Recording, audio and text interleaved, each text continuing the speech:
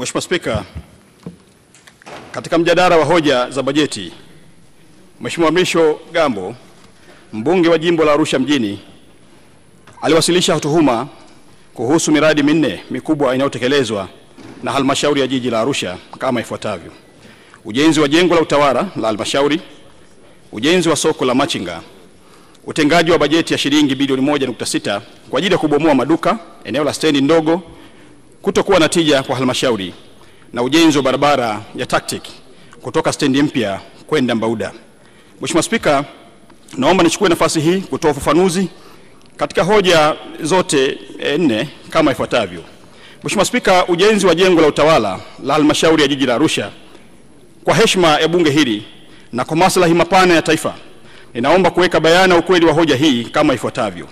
Kuhusu ujenzi wa jengo la utawala wa jiji la Arusha, ambapo alitoa tuhuma nzito dhidi ya utekelezaji wa ujenzi wa jengo hilo, akidai kuwepo kwa ongezeko lisilo halali la takriban shilingi bilioni 8 pamoja na madai ya mchanganyiko wa vipimo vya BOQ uliosababisha malipo ya fedha isiyostahili. Mheshimiwa Spika, mradi wa jengo la utawala ulianza mwaka 2019. Wakati huo Mheshimiwa Mrisho Gambo akiwa mkuu wa mkoa wa Arusha kama msimamizi mkuu. Ujenzi ulifanyika kwa njia ya force account na baadaye ukahama kutoka force account na kuingia kwa mkandarasi. Akapatikana mkandarasi mshauri ambaye akasaidia kupatikana kwa mkandarasi wa ujenzi Mheshimiwa Mrisho Gambo akiwa mbunge. Hii yote ilitokana na malumbano yaliyokuwepo kati ya Mheshimiwa mbunge na baraza la madiwani na aliyekuwa mkuu wa mkoa wakati huo, Mheshimiwa John Mongera. Malumbano hayo yalipelekea mradi kusimama kwa muda mrefu mpaka mwaka 2023 baada ya Mheshimiwa Waziri Mkuu kuingilia kati na baadhi ya watumishi kushtakiwa. Kamati ya fedha, mbunge alikuwa ni mjumbe wa kamati ya fedha wakati huo, hakushiriki kikao husika kwa ruhusa, lakini posho alichukua. Hii ilikuwa ni mwaka 2023. Ikampa mkandarasi ndugu Tribe Construction, lakini hakuweza kuendelea na kazi tena.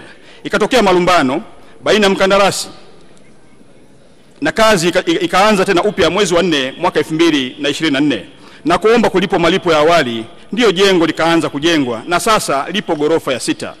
Mpaka sasa, Mheshimiwa Spika, mkandarasi amekwisha lipwa hati 2 pamoja na malipo ya awali. Jumla ya hati zote 2 ni shilingi bilioni 1 na milioni 200. Pamoja na malipo ya awali, jumla inakuwa ni shilingi bilioni 2 na milioni 200. Na jengo lipo gorofa ya 6. Na kilicholipwa mpaka sasa ni kidogo kulingana na uhalisia wa jengo mpaka hivi sasa. Hivyo, mkandarasi analipwa malipo yake kwa kazi alizofanya, zikihakikiwa pia na mhandisi wa jiji kwa kazi zilizofanyika tu. Mheshimiwa Spika, kwa ujenzi unaofanywa na mkandarasi mshauri huandaa hati ya malipo kulingana na kazi iliyofanyika. Hivyo basi hakuna fedha ya serikali iliyoibiwa mpaka sasa. Nasisitiza, hakuna fedha ya serikali iliyoibiwa mpaka sasa. Mheshimiwa Spika, kwa kuzingatia dhamira ya dhati ya kulinda fedha za umma, tuhuma zilizotolewa na Mheshimiwa Gambo zimechunguzwa. Niliagiza pia kufanyika kwa uchunguzi wa kina. Uchunguzi huo ulibaini hitilafu za kiufundi zilizojitokeza katika uingizaji wa taarifa kwenye mfumo wa ununuzi wa umma, yani NeST, ambao vizio vya vipimo vilichanganywa kama ifuatavyo. Katika uchunguzi uliofanyika, kilichoonekana ni vizio vya vipimo, yani unit of measurement, kuchanganywa katika vipengele viwili wakati wa kuingiza kwenye mfumo wa ununuzi wa umma, yani NeST, ni kama ifuatavyo. Kipengele cha zege la sakafu la chini kwa unene wa milimita 200 ilikadiriwa kuwa mita za mraba 1128 kama ilivyoonyeshwa kwenye BOQ ya mhandisi mshauri. Hata hivyo, wakati wa kupandisha kipengele hicho kwenye mfumo wa manunuzi, yani NeST, kipengele hicho kilipandishwa kama mita za ujazo 1128. 2.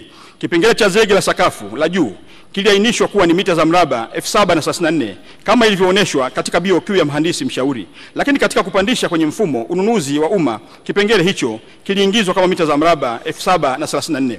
Mheshimiwa Spika, management ya jiji la Arusha ilibaini kasoro hizo na kumjulisha mshauri mwelekezi kuhusu makosa katika vizio vya upimaji uliojitokeza katika barua yenye kumbu namba BC.3/252/0/IE/149 ya tarehe 10 mwezi Februari 2025 na barua kumbu namba BC.3/253/0/IE 2020/150 ya tarehe 18 Februari ya mwaka 2025.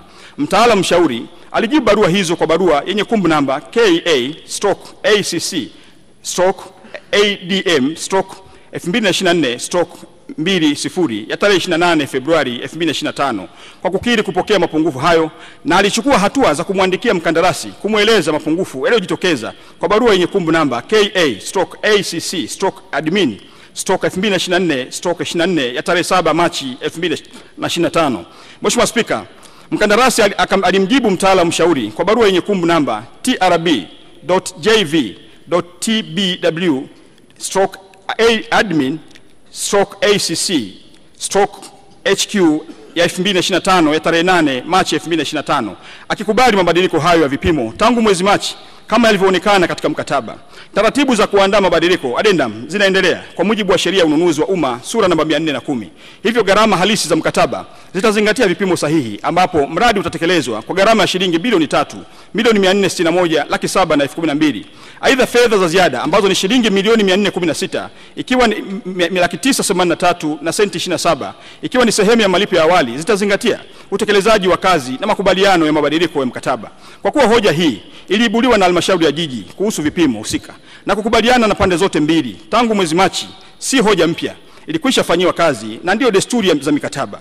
Hoja hii inasimamiwa na Mheshimiwa Mkuu wa Mkoa na TAKUKURU wanaifanyia kazi kujiridhisha tangu mwezi Machi 2025, na muda wowote addendum itasainiwa na mkandarasi yupo eneo la mradi mpaka jengo litakapokamilika. Mheshimiwa Spika, haya si matamko tu, ni matendo yaliyokwisha fanyika.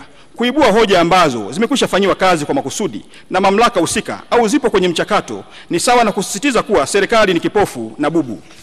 Rais wa Jamhuri ya Muungano wa Tanzania serikali ya awamu ya sita inasimamia misingi ya uwajibikaji, misingi ya uadilifu na kujifunza kutokana na kila changamoto.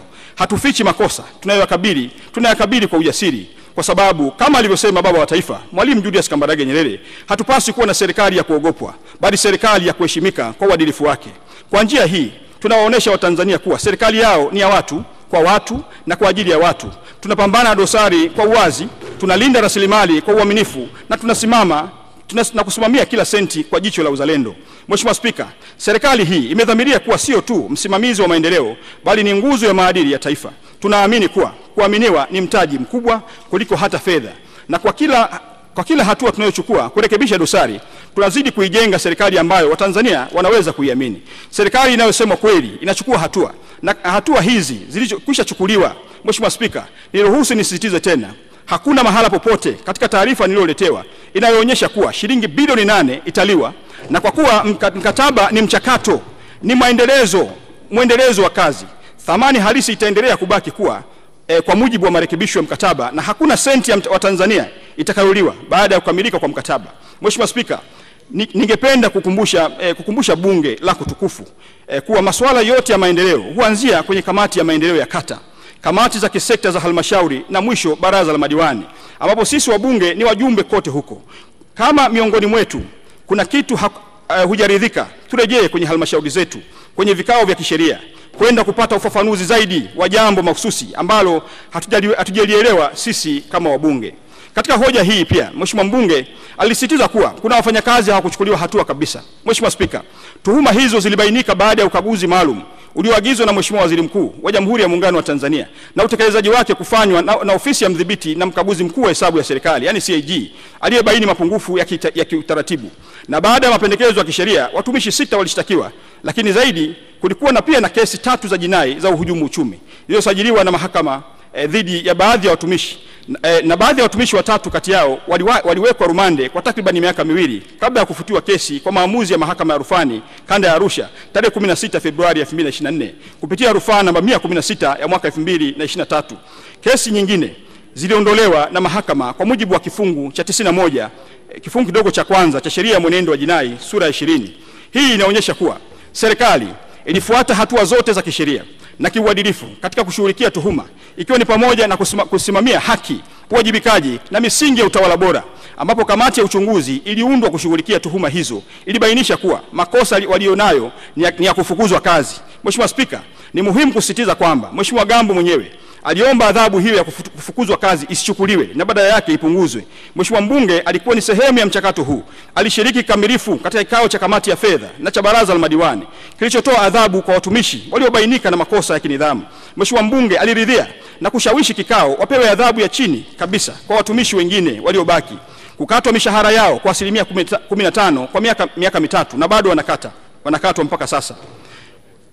Na adhabu hii, Mheshimiwa Spika, haijaisha. Kama njia ya kuhitimisha mjadala wa kinidhamu na hakuwasilisha pingamizi rasmi katika uamuzi huo. Kwa hivyo ni jambo la kushangaza kuona yeye sasa akiwasilisha hoja hiyo bungeni kana kwamba ni jambo jipya au lenye sura ya kifisadi linaloendelea.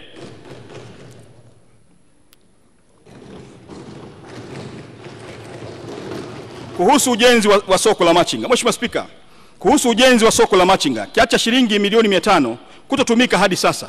Katika mwaka wa fedha 2020-2021, halmashauri ya jiji la Arusha ilipokea kiasi cha shilingi milioni 500 kwa ajili ya ujenzi wa soko la wafanyabiashara ndogo ndogo, yani wa machinga, eneo la Engutoto.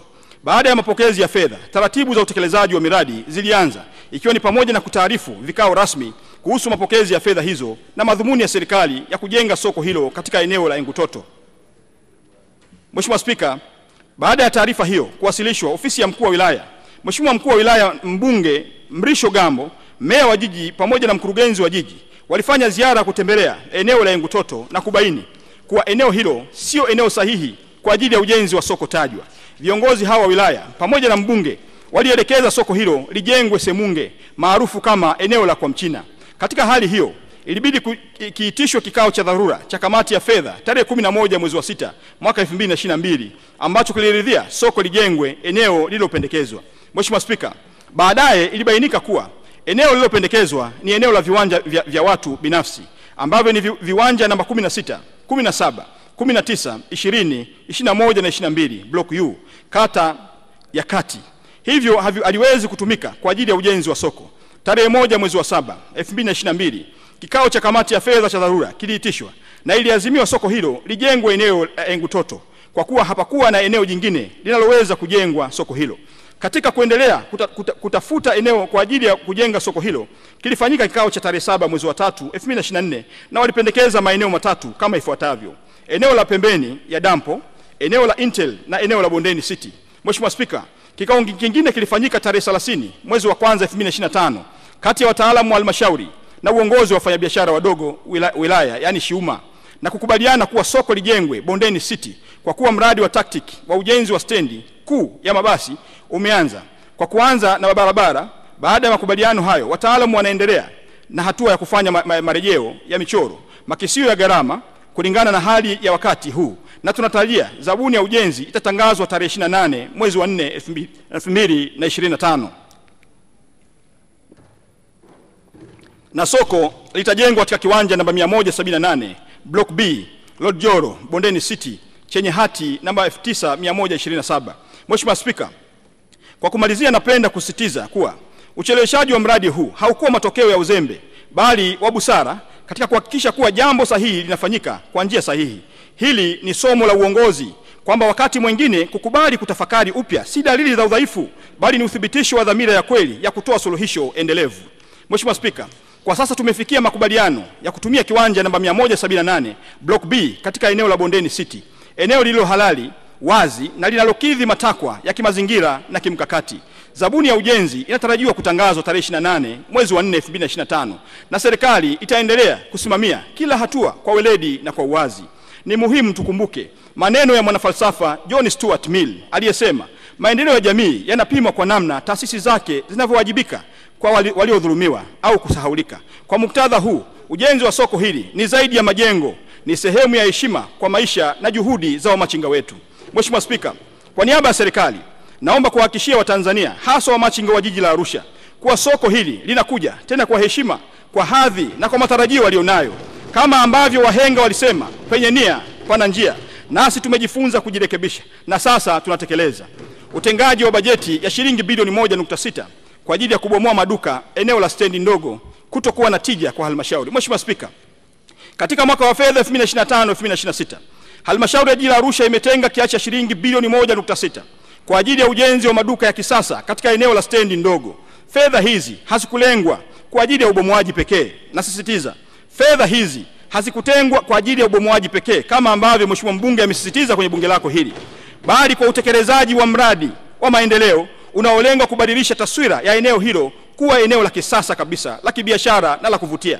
Uamuzi huu umetokana na maazimio ya vikao halali vya baraza la madiwani vilivyofanyika kuanzia tarehe 24 hadi 25 Februari 2025, ambapo Mheshimiwa mbunge ndugu Mrisho Gambo alishiriki kikamilifu katika mjadala na mchakato wa maamuzi hayo.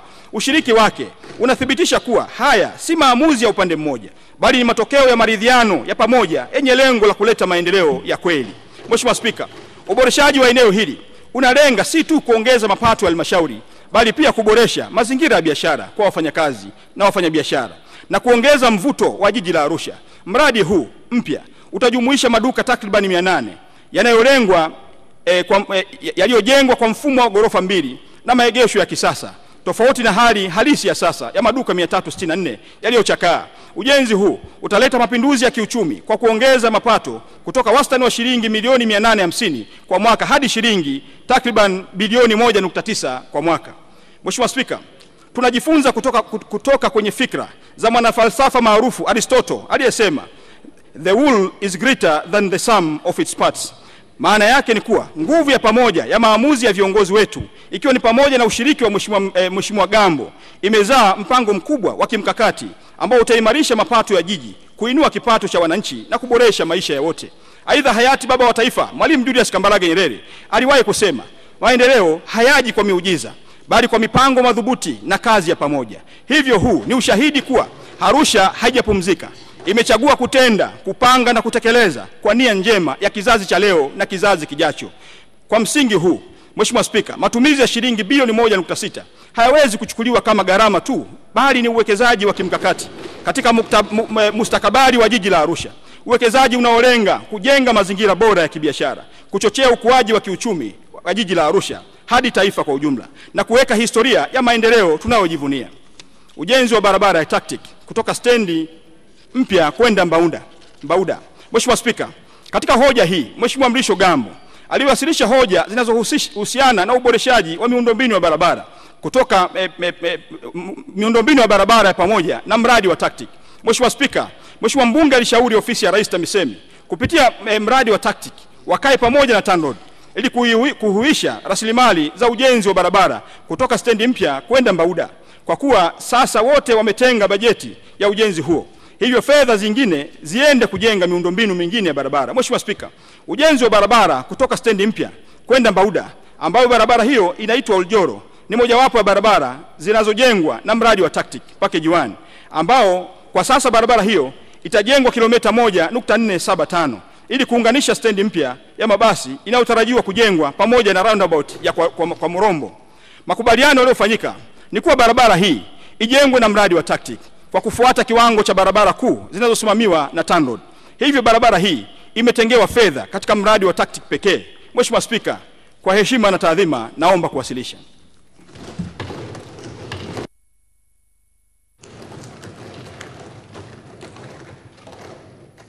Asante sana Mheshimiwa Waziri.